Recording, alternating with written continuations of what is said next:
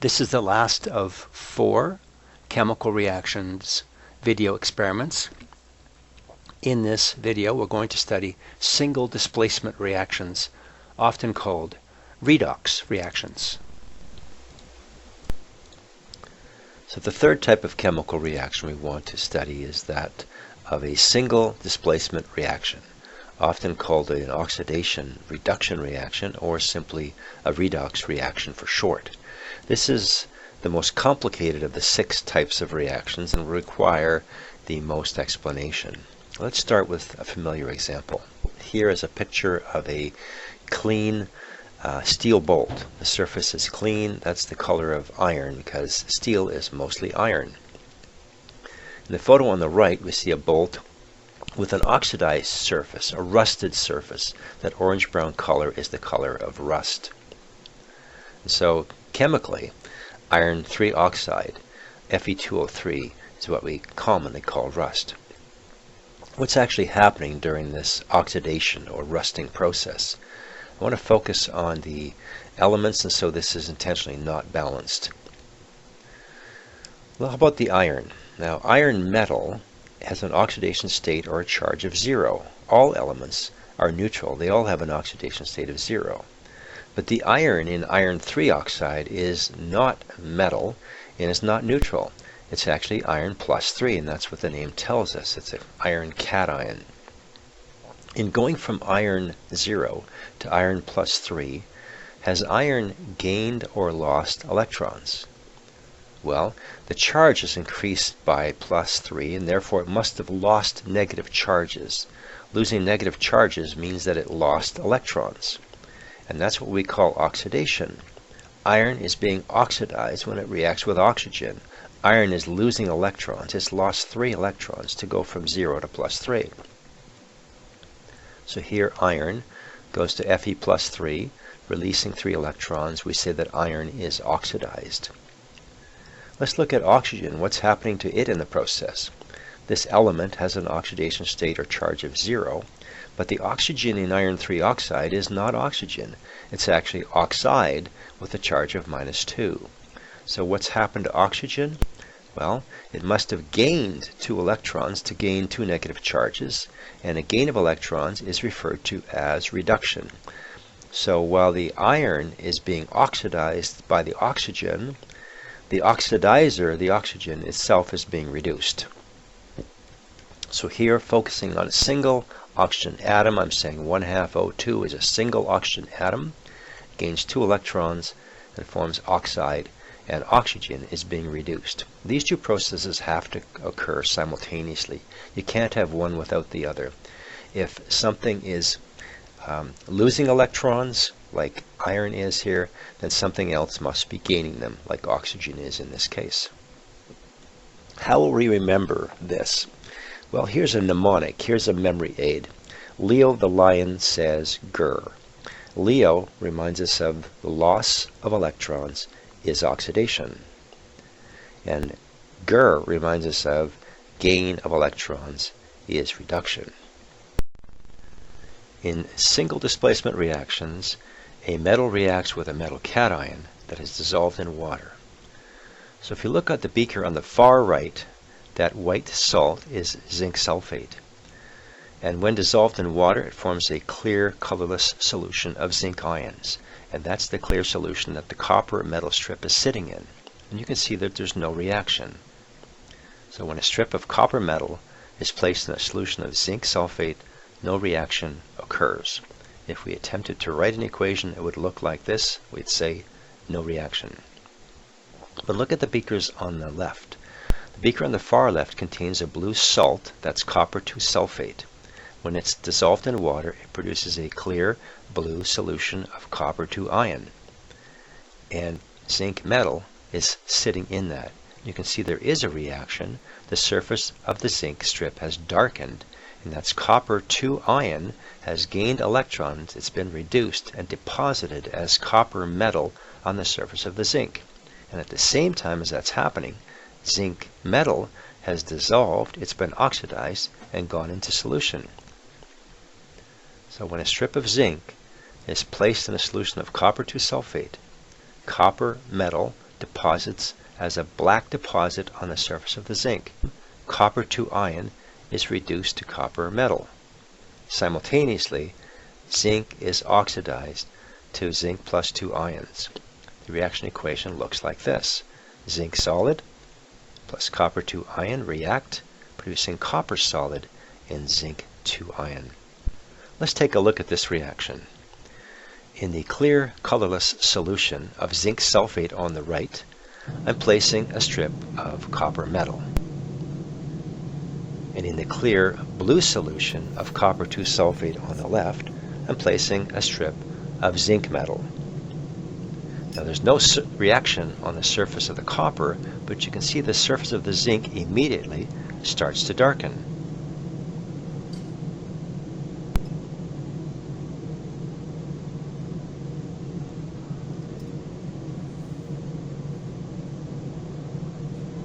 After about an hour, you can see the large deposit of copper on the surface of the zinc. In fact, it starts to take on the salmon color of copper. You may also notice that the blue color is fading in solution as more and more copper ion plates out of solution. After several hours, still no reaction on the surface of the copper. Now, the reaction at the surface of the zinc is gone to completion. The solution is colorless. All the copper has plated out of solution. You may also notice that the zinc strip is thinned out as some of it has dissolved in solution. The key to being able to predict these reactions is this next statement. The more reactive metal displaces the less reactive metal's cation from solution. This table is called the activity series of metals and will allow us to predict which combination of metals and metal cations will and will not react. So in the column on the left we have a variety of metals. Notice that each of them is being oxidized as we go left to right. They're all losing electrons in the process. Listed in the second column is the EMF, or the voltage, that is produced if the value is positive above hydrogen. These are favorable. They'll occur spontaneously and produce a voltage. Or they list the potential or voltage that must be applied if the EMF is negative. And that's with reference to when a metal is being oxidized. So let's look again at our example. Zinc being oxidized to zinc plus 2, that's favorable, plus 0.76 volts. Copper being oxidized to copper plus 2, that would be unfavorable, negative 0.34 volts. So active metals, those that are higher on the table, have high positive oxidation potentials, positive values. That means they prefer to exist as ions compared to hydrogen, which is added as a reference, is set to 0, and all the other elements are compared to it. Unreactive metals, those at the bottom, have negative oxidation potentials, and they prefer to exist as the metal compared to hydrogen. So in single displacement reactions, our rule is that the more active metal, the one that's higher on the list, zinc in this case, will displace the less reactive metal's cation from solution. You see, you're never going to have two metals reacting. It's got to be a metal and a metal cation. So let's look at it some more. Zinc is more active. It's higher than copper, and therefore zinc metal will displace copper 2 ion, forcing it to accept electrons and be deposited from solution. As zinc is being oxidized, copper is being reduced. One of the reactions will always proceed left to right. One of them must proceed right to left. So let's write these values down again. Zinc, left to right, oxidation is favorable, plus 0.76 volts. Now in our reaction, remember, we were using blue copper 2 ion in solution, and it was proceeding from right to left. So what we do there is we change the sign from negative to positive whenever you change the direction. So plus 0.34 volts, it's favorable for copper 2 ion to be reduced to copper metal. We then add these two half reactions together. One is oxidation, one is reduction. The electrons will always cancel, and we have zinc solid reacting with copper 2 ion, producing zinc ion and copper metal. And we add the potentials together, it's plus 1.1 volts. And that is favorable. That reaction will proceed as we saw in the video. This is a battery. It's called the Daniell cell. You can use that 1.1 volts to push current and do work for you. The reverse reaction, which is what we tried to do in the beaker on the right, we put copper metal in a zinc ion solution. That will not work. The potential for that reaction, for copper trying to reduce zinc, is negative 1.10 volts. Will not work.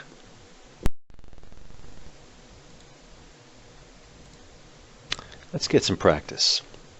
Report the E0 value, E0 electrode potential, for the following reactions. If a reaction does not occur, write no reaction. If a reaction does occur, complete and balance the equation. Circle what's being oxidized, draw a square around what's being reduced. So here we have aluminum ion reacting with calcium metal. Now let's just ask ourselves, what would the products be if this reacted? Well, the cation would be reduced to the element aluminum, and the metal would be oxidized to some oxidation state. So Al plus 3 becomes the element Al0. If you're not sure what to write for the oxidation state of the metal cation, two ways you could know this. Certainly calcium's in group 2A, and it's the only oxidation state it ever has is plus 2. And if you're not sure, just check the activity series table to see what cation is being formed. Alright, so what's happening in the case of aluminum? It's gaining 3 electrons, it's being reduced. How about calcium? Calcium is losing 2 electrons, it's being oxidized. Let's check the activity series table and find out the potentials for these half reactions. In the case of aluminum ion being reduced to aluminum metal, we have to go from right to left, so we need to reverse the sign. The potential will be minus 1.66 volts. That'll be unfavorable for the reduction of aluminum ion to aluminum metal. Look at calcium. It's higher on the list, and in this reaction, calcium is being oxidized to calcium plus 2. That's the way this is written from left to right, so we take the value as it sits, plus 2.87 volts. That's very favorable. So we've seen that the reduction of aluminum ion is unfavorable, negative 1.66 volts, but the oxidation of calcium to calcium plus 2 is very favorable, plus 2.87 volts. If you add these two half reaction potentials together, the net is positive 1.21 volts. So in theory at least, that reaction is very favored.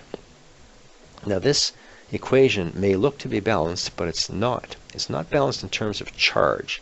Notice the charge on the right is plus 2. The charge on the left is plus 3. We need to balance the charge as well as the mass. So if I double up on the plus 3, it gives me plus 6, and then I can 3 times plus 2 is plus 6, and now I've balanced the charge. Both sides are plus 6. All it needs to do now is balance the mass. We'll double up on the aluminum and the calcium, and now it's balanced. We're also asked to draw a circle around the species being oxidized. What's losing electrons? Well, it's the metal. The metal is always the species being oxidized. Draw a square around what's being reduced. Well, the cation is going to be reduced. Now the aluminum plus 3 ion in this reaction will have come from dissolving an aluminum salt in water. For example, aluminum sulfate, aluminum nitrate, aluminum chloride. And in these salts, the sulfate, the nitrate, or the chloride, they must be present. They do not take part in the reaction, and so they're called spectator ions. Equations that do not include the spectator ions and show only the reacting species are called net ionic equations. So up here, what we've drawn is a net ionic equation. It shows the guts of what's really happening without all the extra spectator ions. But if we saw this in reality, it might look something like this. We might see aluminum sulfate reacting with calcium, producing aluminum and calcium sulfate. Or perhaps aluminum nitrate with calcium, producing aluminum and calcium nitrate. Or perhaps aluminum chloride and calcium, producing aluminum and calcium chloride. Before I leave this, I need to confess that this reaction, although correct theoretically, is not a realistic one. The truth is that calcium is so reactive that it wouldn't really be you couldn't do this in water. It reacts with water. But I chose to use it just to illustrate the process, and all the other examples that follow are certainly realistic and can be carried out. Well, let's get some more practice. Let's say we take a magnesium ion and attempt to react with hydrogen gas. What products would be formed? Well, magnesium ion would be reduced to the element, and hydrogen would be oxidized to some cation, H+. If you're not sure which ion, look at the activity series table, and you'll see that hydrogen would be oxidized to H+. Now, magnesium ion would be reduced, gaining 2 electrons to form magnesium metal. At the same time, hydrogen, the element, would be oxidized to H+. Let's check the activity series table and see about the favorableness of these reactions.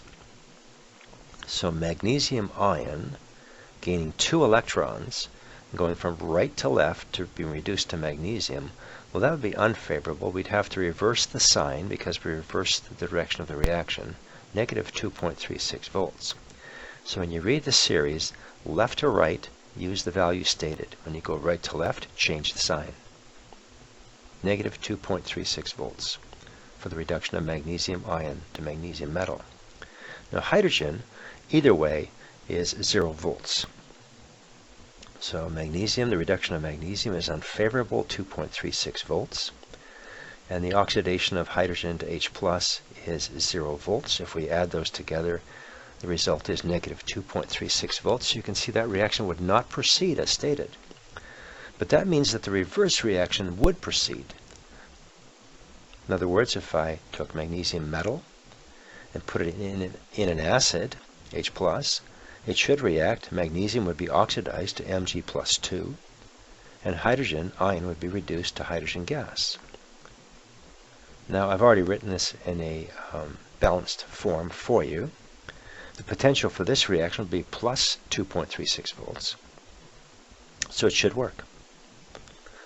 Now, this is the net ionic equation. I've asked you to circle the element which is being oxidized. It's always the metal that's going to be oxidized, and it's always the cation that's going to be reduced. This is what the reaction might look like in reality. You can't buy H+, but you can get an acid such as hydrochloric acid. So if you put magnesium metal in hydrochloric acid, it should react, producing hydrogen gas and magnesium chloride. Let's view this reaction. The test tube on the left contains hydrochloric acid. The test tube on the right contains magnesium metal turnings. Clearly, the reaction is vigorous. Hydrogen ion is being reduced to hydrogen gas. We can test for the presence of hydrogen with a flame. Hydrogen burns with a colorless flame, but it does have a distinct popping sound when burned.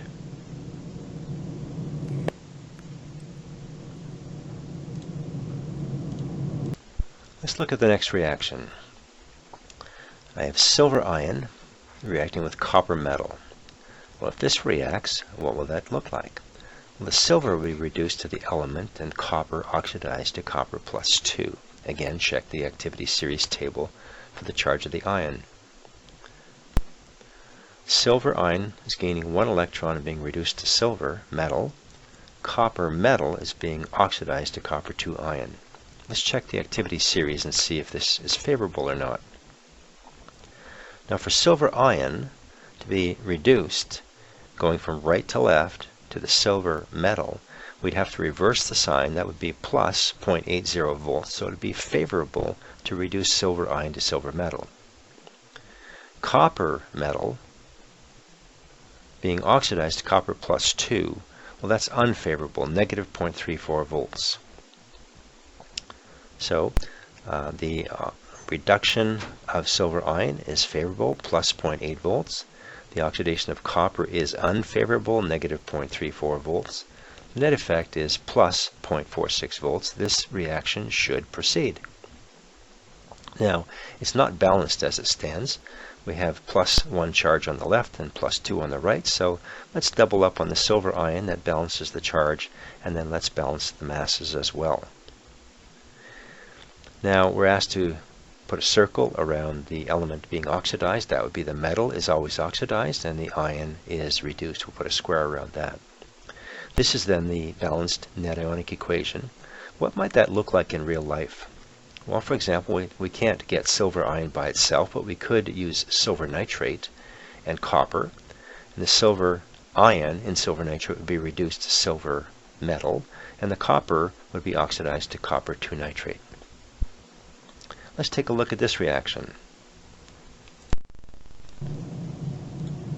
Here a strip of polished copper metal is placed in a beaker of silver nitrate solution. Notice that the surface of the copper immediately starts to darken. What's happening?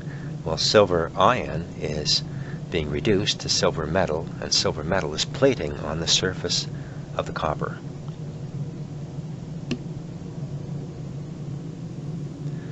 After several hours, the reaction has come to completion, and all of the silver that was in solution has plated out as silver metal.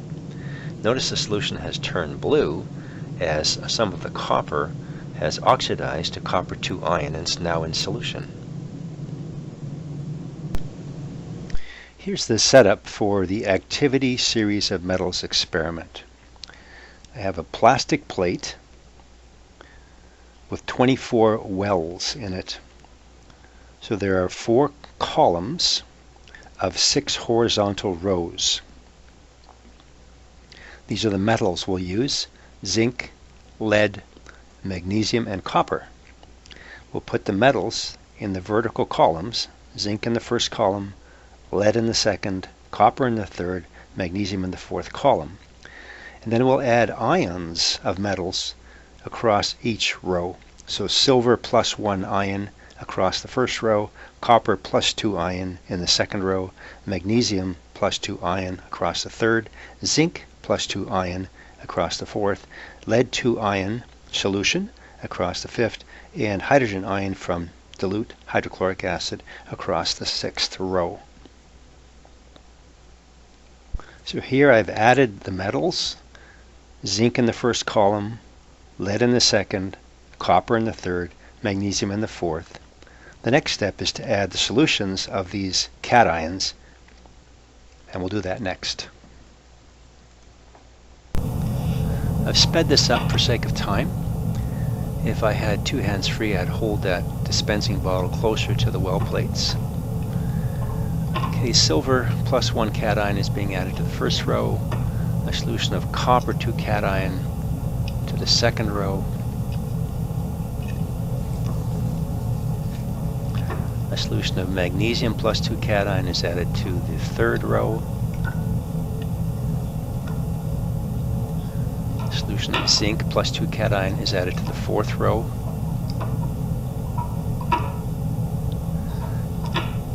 a solution of lead plus 2 cation is added to the fifth row, and to the sixth row we'll add 1 molar HCl, which should react pretty quickly with the zinc, and particularly with the magnesium, because magnesium is so high in the activity series. Wow, look at magnesium go in the lower right corner. Magnesium's already dissolved.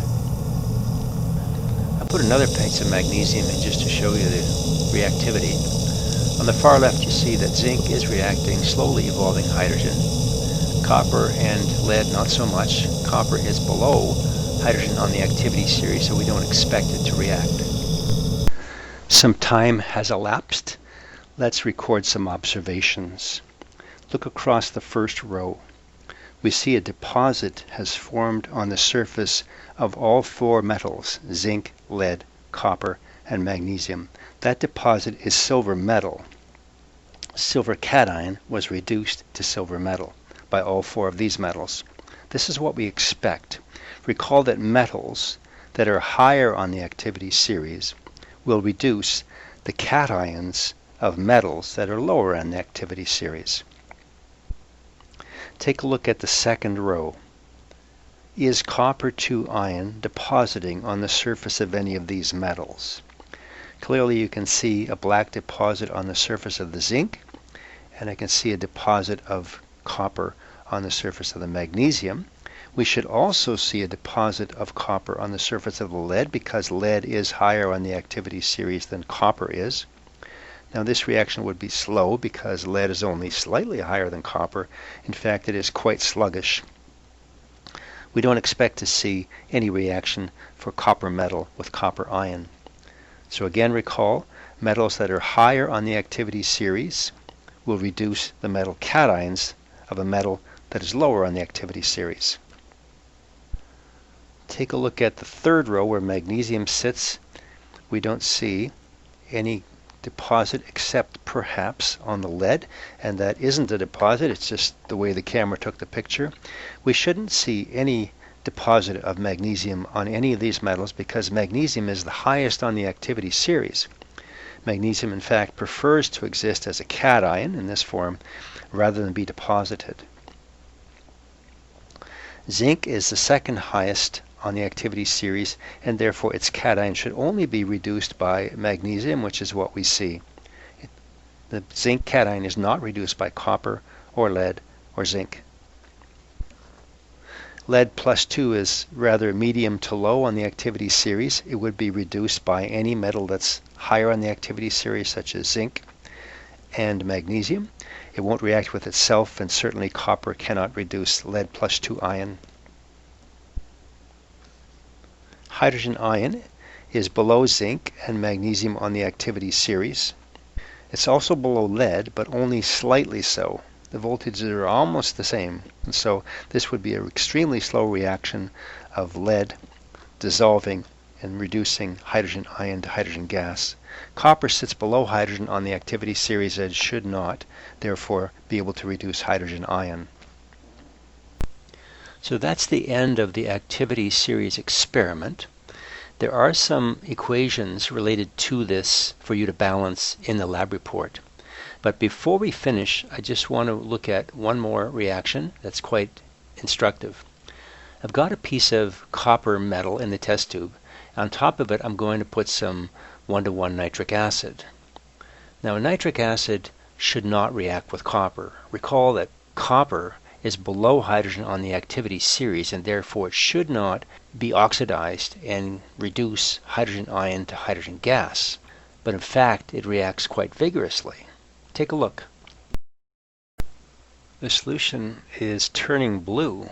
That copper is dissolving. It's being oxidized. Furthermore, a lot of gas is given off. I see a brown vapor. That brown vapor is nitrogen dioxide, NO2, and it is an acidic oxide. This wetted piece of pH paper shows the tip turning distinctly pink or purple, indicating the gas is acidic.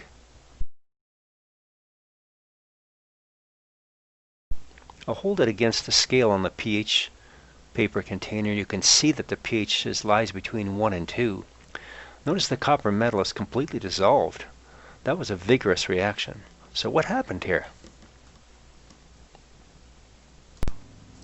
Recall that hydrochloric acid did not react with copper, but nitric acid is dissolving it. So it isn't the hydrogen in the acids that's reacting with the copper. In the case of nitric acid, it's the nitrogen.